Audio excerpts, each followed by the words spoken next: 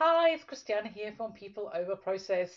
I want to create this short video for you so you can look at some of the three key elements in this report I want you to focus on.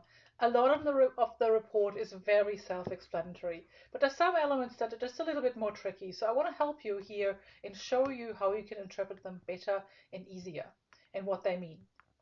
So we're going to scroll down to the first area, which is your natural behavior style versus your adjusted behavioral style. This is based on my report from 2017. Now, my natural behavior style, which is profile 2, shows that my strongest energy is S because it's kind of like the highest, and also at the bottom it tells me it occupies half of my profile, so 50% of my behavior is really naturally in the S space. Then there's 40%, 5% I, and 5% D. The midline here depicts essentially what is above the line is what I have access to quite easily, and then what's below the line is what I don't have access to easily. So I don't access C energy that easily. That's what's telling me. So naturally, my captain energy, my strongest energy is S. And then that also is told above here, so you can look at that. Say your disk style is SID. Now then we look at the adapted or perceived need to adjust. So how are you adapting to the environment? And in this case, when you look at this profile from 2017, I adapted by pretty much putting all my energy into outgoing, and which means I was doing lots of training, I was lots out there in front, I was doing a lot of work for engagement. So I really focused on my I energy, and you can see how the others have moved below the line. So they're now below, and you can see how the percentages have changed as well. There's 100% for I, and everything else has moved below the line. It doesn't mean I couldn't access it, it just means that I wasn't using it all that much. So that's number one. I want you to look at that graph, and I will explain a lot of that as I'm writing your interpretation. Now, the second one is this flexibility diamond. These gray areas here and this one here relate to the competencies later down in the report. And people always ask, what does it mean? It's actually all the competencies later in the report and how you access them.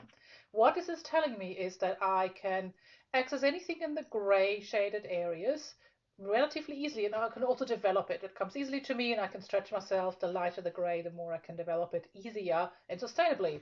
And then anything that is white, I can access that as well. I can do the behavior, but it'll require much more energy for me. And you can see in my case, I was using a lot of eye energy in the white space, so I was actually tired a lot, and I knew that, but it was okay because I was getting what I wanted from the role and what I was doing. So it was a trade-off, you could say. And I suppose, it was also an understanding of what I needed to do in order to, I thought, needed to be successful in the role. So it was very much a big stretch for me, but I wanted it. And I balanced that with sustainable ways of de-stressing at home and finding ways of, being quiet and having conversations and doing the S thing, which is, being with good circle of people around surrounding me that I can trust, which is very much an S thing. So that's what I want you to think about when you look at that. Like, where does your arrow, if I go back up, where does the tip of your arrow point to? And is it in, your comfort area, or is it outside of that? And how are you feeling about that? So if you go further down, there's one more thing I want to show you. And these are these numbers in rows with, with these descriptions. So these are the behavioral competencies. And when we look at them here, all of them follow the same pattern.